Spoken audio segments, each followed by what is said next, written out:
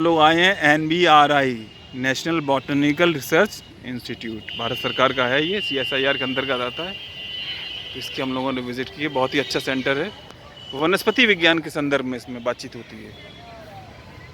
पेड़ पौधे और वनस्पतियाँ जो हैं इसकी रिसर्च की जाती है ना।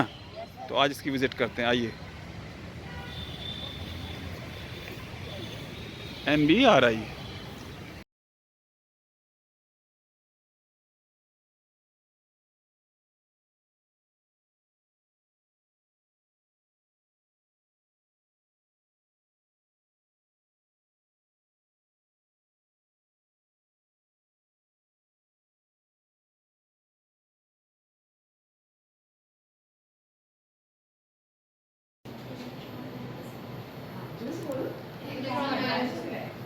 आप लोग अभी आए हो इलेक्ट्रॉन माइक्रोस्कोप देखिए। माइक्रोस्कोप ये अपने लैब में देखा है ना?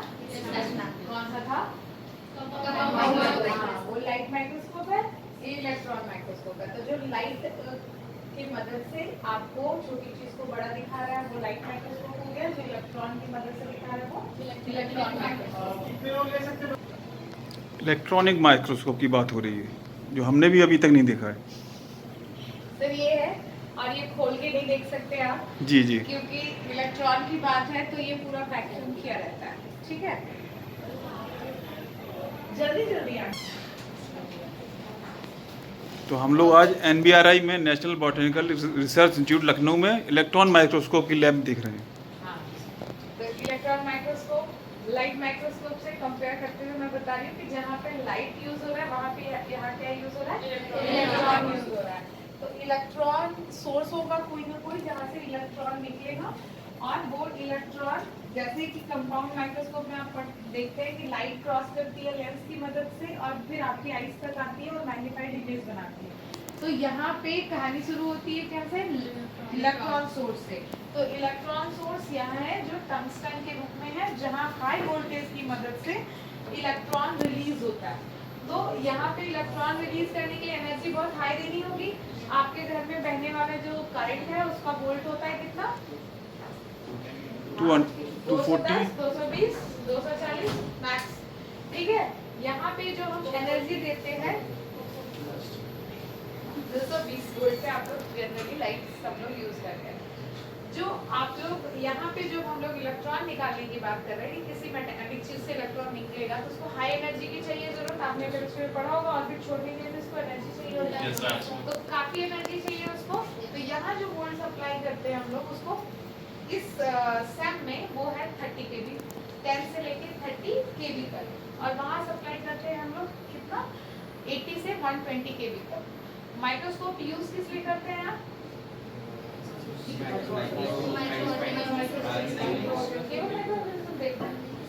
माइक्रोस्कोप भी छोटा है, क्योंकि आप अपने आंखों से उसकी डिटेलिंग नहीं ले पा रहे, उस चीज को अगर डिटेल लेना चाहते हैं तो माइक्रोस्कोप यूज करते हैं। इलेक्ट्रॉन माइक्रोस्कोप लाइट माइक्रोस्कोप से कंपैरेटिव हायर क्यों हो गया? क्योंकि उसमें जो मैग्निफिकेशन है, आप चीजों को बड़ा करके ही देखते हो ना, तो मैग्निफिकेशन वर्ड यूज करते हो।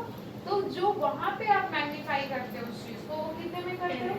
10x 20x, अपने लेंस घुमाते हो 40x, कहीं कहीं पे आप उससे हायर देखोगे तो 100x तक। ठीक है, लेकिन हम यहाँ पे जब बात करेंगे तो हम 1 लाख x की बात करेंगे, 2 लाख x की बात करेंगे। तो यहाँ पे हम लोग, और जो रिजोल्यूशन होगा, रिजोल्यूशन का मतलब पता है? हाँ, वेरी गुड, बता दें आप जल्दी से। What is the resolution? Clarity को अगर ठीक से डिफाइन किया जाए तो क्लैरिटी का मतलब ये है कि रिजोल्यूशन क्लैरिटी से डायरेक्टली आप ऐसे नहीं कोरिलेट कर सकते। इसको अगर समझना चाहते हो तो रिजोल्यूशन ये है कि आप किसी दो चीज जो दूरी पे कुछ दूरी पे बनी उसको कितना अलग कर सकते हो। फॉर एग्जाम्पल कि यहाँ पे जैसे ये दो गर्ल्स हैं, इन दोनों का अगर एक ही रिजल्ट आ जाए तो इतनी मशीन की पावर है नहीं है कि इन दोनों को अलग कर सकता है।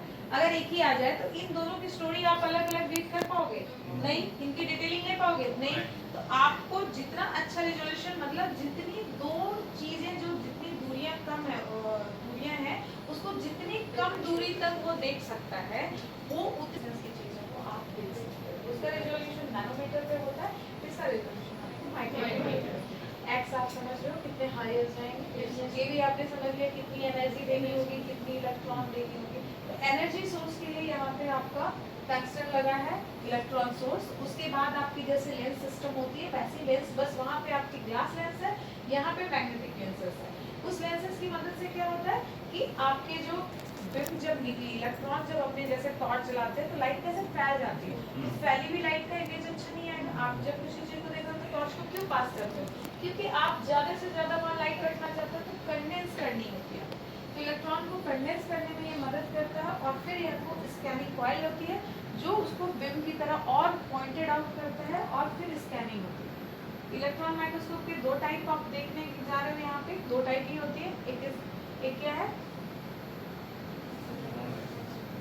इलेक्ट्रॉन माइक्रोस्कोप के दो टाइप तो बताएगा जल्दी से नहीं, स्कैनिंग इलेक्ट्रॉन माइक्रोस्कोप और ट्रांसमिशन इलेक्ट्रॉन माइक्रोस्कोप।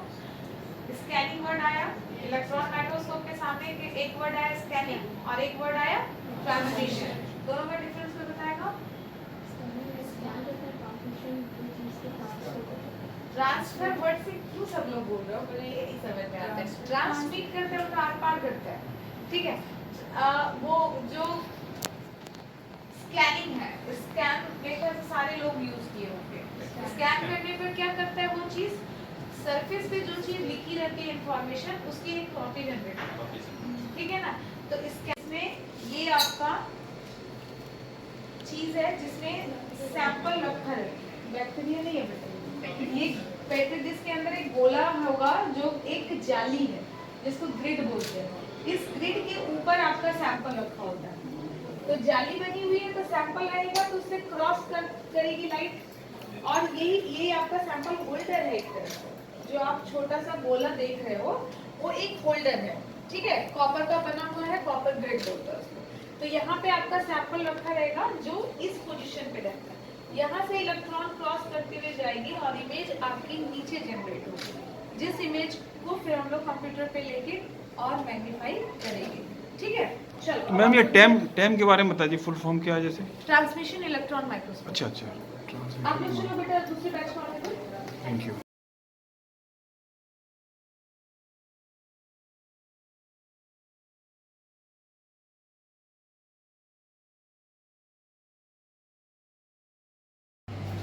लाइकेन लिया या ब्राइट पैड ALB सब में फील्ड बुक है, सेम चीज़ नोट करना है। बस उसमें अंतर ये है कि हम उसमें कलेक्शन के लिए एक ट्वीट कट करते हैं, हर्ब, श्रग एंड ट्री। अगर हर्ब है तो हम होल प्लांट रूट सहित उसको कलेक्ट करेंगे। कलेक्ट करने के बाद में कलेक्ट करेंगे और ट्री में क्या करेंगे, ट्वीट लेंगे जिसमें आपका फ्लावरिंग है, फ्रूटिंग वाले लगा रखे हैं हम लोग।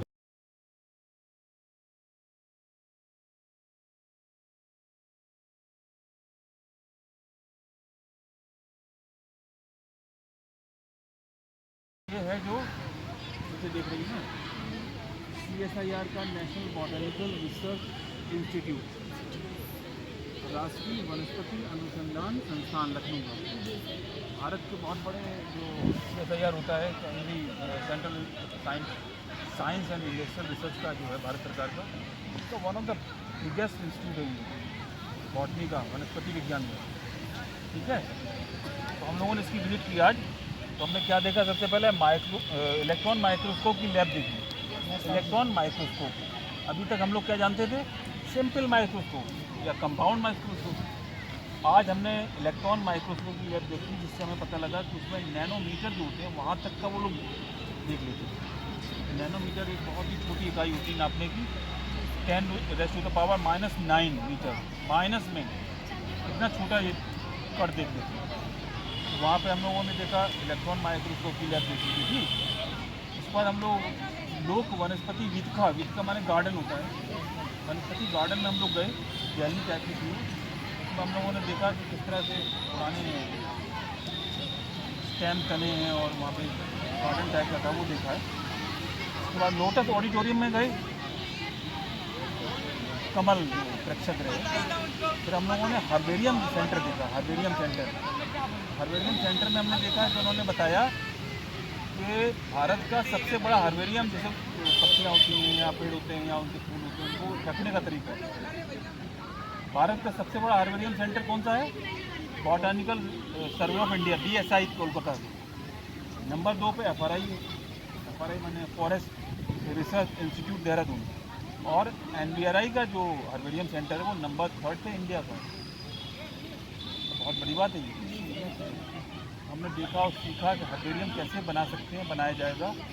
और अगर किसी नए पौधे की या नए किसी फैमिली की या नए किसी प्रजाति की हम लोग खोज करते हैं तो उसको हम लोग कैसे हमारे नाम पे आ सकता है, वो बता रहे थे कि अगर आपने खोजा तो आपको बताया जाएगा।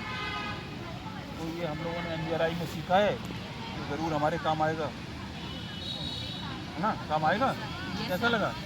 बहुत अच्छा। और भी बच्चे आ रहे हैं।